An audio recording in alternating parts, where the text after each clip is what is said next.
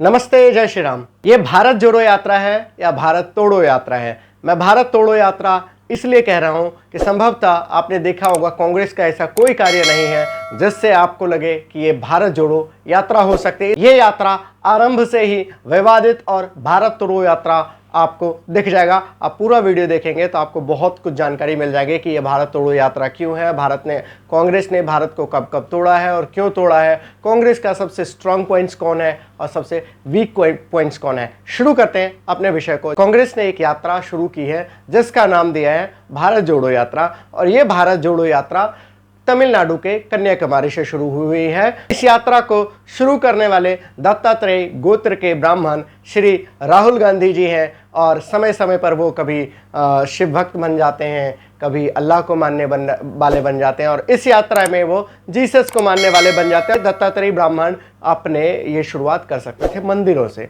जबकि भारत में ये होता है कि आप कोई भी कार्य करते हैं तो उसकी शुरुआत आप मंदिरों से करते हैं, परंतु ये दत्तात्रेय ब्राह्मण एक चर्च से शुरुआत करते हैं। और चर्च भी कैसे चर्च से शुरुआत करते हैं और किस पादरी के सामने बैठते हैं, ये विषय आप इस वीडियो में भी देख सकते हैं। आप वीडियो को आवाज़ आपको समझ में नहीं आएगी, चलिए मैं बता चलता हूँ।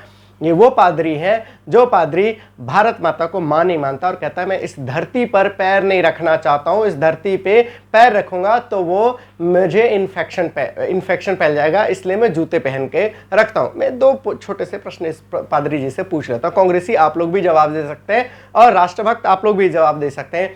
ये पादरी जब मरेगा तो कहां जाएगा? इसी धरती में इसको दफनाया जाता है ना क्रिश्चियनों में, इसी धरती में जाएगा या इसको रोम की धरती में जाएंगे? रोम वाले तो संभवतः इसको जगह भी नहीं देंगे। और ये कहता है भगवानों को नहीं मानता और कहता है सबसे बड़ा भगवान जो है वो जीसस है। अब मैं इस पादरी से पूछना चाहता हूँ, पहले क्रिश्चियनिटी में ही तय कर लो कि सबसे बड़ा भगवान कौन है। कुछ लोग मरियम को मानते हैं, कुछ लोग यहोवा को मानते हैं और कुछ लोग जीसस को मानते हैं। आपको नहीं पता होगा तो आपको बता दो, क्रिश्चियन के बड़े अलग अलग सेक्ट्स हैं। इसमें आपने देखे होंगे कैथोलिक क्रिश्चियन है, सीरियन क्रिश्चियन है, प्रोटेस्टेंट क्रिश्चियन है, अन्य प्रकार के क्रिश्चियंस हैं जो आपस में एक दूसरे के दुश्मन इतने बड़े कि एक दूसरे के चर्च में नहीं जा सकते। कोई मर गया तो भी अपने सेमेट्री में उसको दफनाने नहीं दे सकते, इतने बड़े दुश्मन। और दत्तात्रेय ब्राह्मण को सुन तो लीजिए, ये पादरी से पूछ रहे हैं, पादरी इसके सामने ही कहता है कोई भगवान नहीं होता, कोई शक्ति नहीं होता, जीसस एक पुरुष का रूप धारण करके आए हैं। इस यात्रा को यदि राहुल गांधी नाम देते भारत जानो यात्रा, एक बहुत बड़ी यात्रा हो सकती थी और संभवतः राहुल गांधी और कांग्रेस के लिए एक नई संजीवनी हो सकती थी।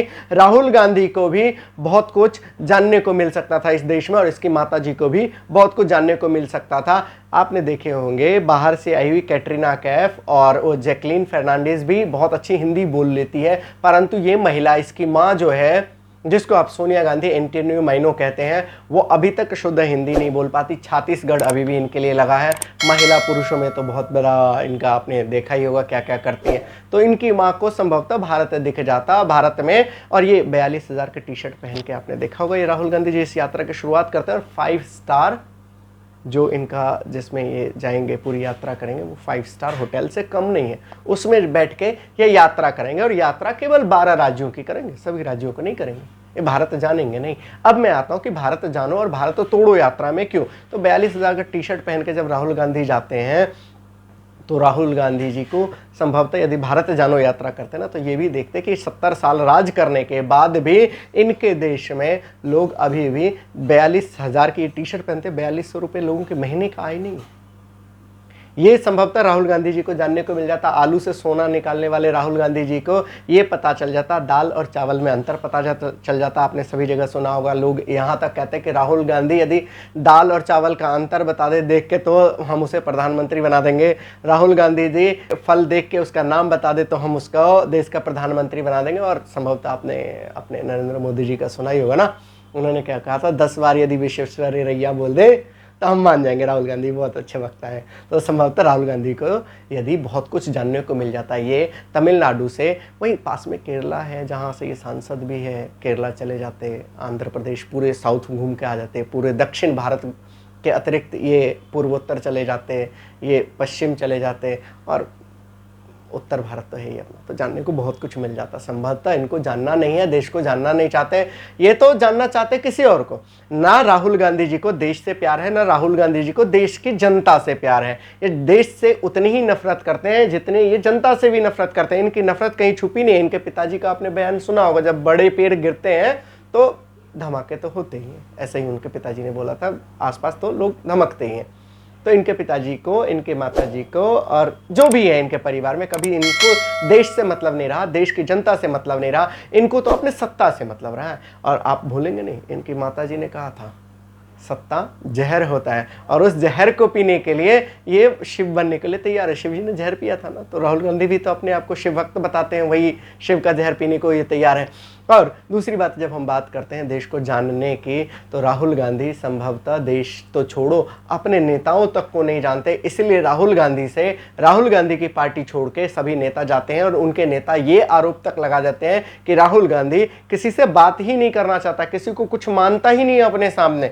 और अपने कमलनाथ जी का वो बयान तो सुना ही होगा ना, राहुल गांधी के पीछे कांग्रेसी इतने तैयार है कि कहते हैं कमलनाथ जी कि कांग्रेसी राहुल गांधी के मूत्र पीने को भी तैयार।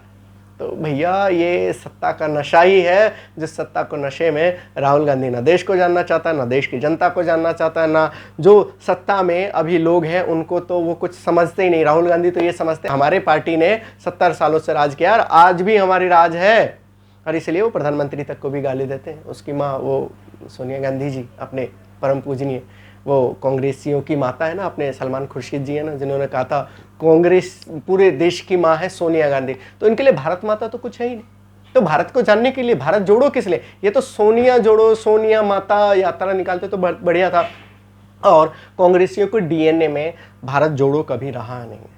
कांग्रेसियों के डीएनए में हमेशा से भारत तोड़ो यात्रा रही है। भारत तोड़ने के लिए इन्होंने अपने सत्ता पाने के लिए, आपने देखा होगा, भारत को 3 हिस्सों में बांट दिया। पहला हिस्सा तो भारत रह गया, दूसरा हिस्सा इन्होंने पाकिस्तान को दिलवा दिया, तीसरा हिस्सा इन्होंने बांग्लादेश को दिलवा दिया। ये सर्वविदित है। यदि जवाहरलाल नेहरू जी प्रधानमंत्री बनने की हठ न करते तो देश भी न टूटता। तो सत्ता का नशा तो वहीं से चूड़ता। देश टूटे तो टूटे, देश से हमें क्या मतलब। और उसके बाद भी जब राहुल गांधी और उनकी पार्टी का मन नहीं भरा तो 3 टुकड़े करने के बाद भी इन्होंने क्या किया, कश्मीर को एक ऐसी धारा लगा दी, 370 धारा लगा दी, जहां ना आप और हम ना वहाँ घर नहीं ले सकते, वहाँ की नागरिकता नहीं रख सकते, वहाँ हम वोटिंग नहीं कर सकते, अपने ही देश में है। और इससे भी नहीं मन भरा ना, तो उन्होंने क्या किया, वहाँ से हिंदू कैसे खाली हो इसके लिए बहुत बड़ा जेनोसाइड किया। 3 लाख लोग तो वहाँ से भगवा दिए और लाखों लोगों को वहाँ मरवा दिए। और इससे भी नहीं मन भरा तो राहुल गांधी जी की पार्टी ने सियाचिन नाम का एक जगह जो है चीन को दे दिया। और इनके अपने नाना जी, जो बड़े प्यारे नाना जी और हमारे चाचा नेहरू जी ने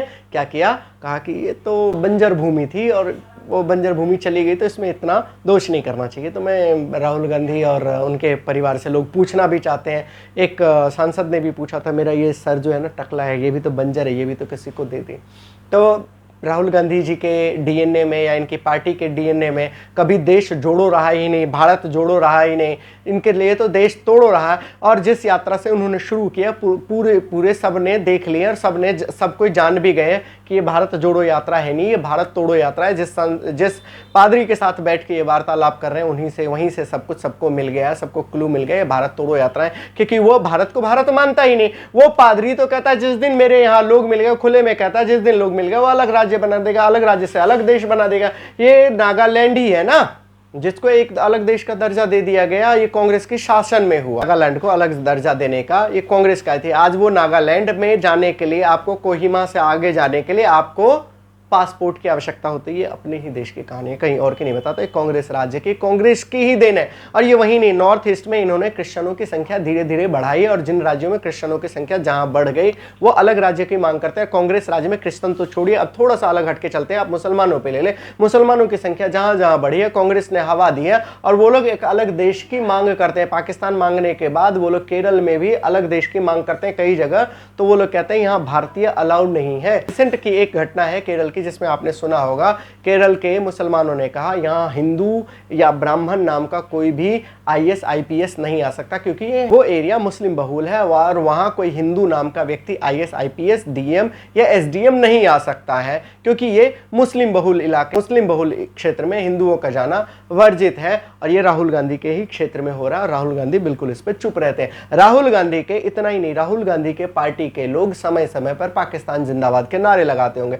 आपने मणिशंकर अय्यर को भूले तो नहीं। मणिशंकर अय्यर वही है ना जो पाकिस्तान में जाके उनके साथ, पाकिस्तानियों के साथ बैठकें करके आते हैं और ISIS के साथ बैठकें करके आते हैं, और वो बैठक में क्या क्या करते हैं वो संभवतः हम और आपके सामने सब कुछ है, बोलने की आवश्यकता नहीं ना, वो वीडियो का दिखाने की आवश्यकता।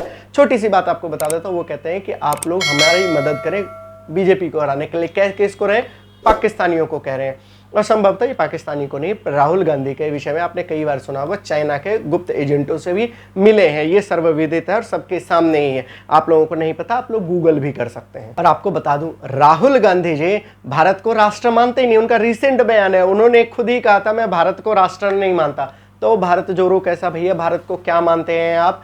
भारत को आप पाकिस्तान जैसे टुच्चे मुच्चे देश समझते हैं, जब मर्जी आके तोड़ दो। परंतु राहुल गांधी जी भूल गए हैं। राहुल गांधी जी, ये वाजपेयी जी का शासन नहीं है, शासन भी बदल गया, सत्ता भी बदल गया और सिस्टम भी धीरे धीरे बदल रहा है। यहाँ अभी भी आपको पता है, यहाँ आपके लोग बहुत सारे प्लांटेड हैं जो आपके लिए कार्य करते हैं, समय समय पर उसके उदाहरण दिखते रहते हैं। ब्यूरोक्रेट्स हो गए, न्याय तंत्र हो गया, जहाँ भी आपके लोग अभी भी बैठे हुए हैं। तो आप सोचते हैं अभी भी देश को हम ही चला रहे हैं, परंतु आपको मानसिकता बदलनी पड़ेगी। 8 साल हो गए आपकी सत्ता को गए हुए और 8 साल में बहुत सारी चीजें बदल गई हैं। तो आप भारत जोड़ो यात्रा ना करके आप भारत जानो यात्रा शुरू करो, ये मेरा सुझाव है कांग्रेसियों से। कांग्रेसी इस पर आप अपने जवाब भी दे सकते हैं, उत्तर लिख भी सकते हैं। यदि आपको बुरा लगे तो कोई बात नहीं, आप लोगों के लिए राहुल मूत्र तैयार है, राहुल मूत्र पी सकते हैं। भारत जोड़ो यात्रा से पहले कांग्रेसियों को ये अपने परिवार बचाने की और कांग्रेस पार्टी बचाने की यात्रा है, और कुछ भारत से इनका कोई मतलब नहीं है। आप इनके मतलब को आप कुछ इस बयानों से भी समझ सकते हैं। गुलाम नबी आज़ाद जिन्होंने रिसेंट में पार्टी छोड़ी है, उन्होंने भी कहा था इनको देश से कोई मतलब नहीं,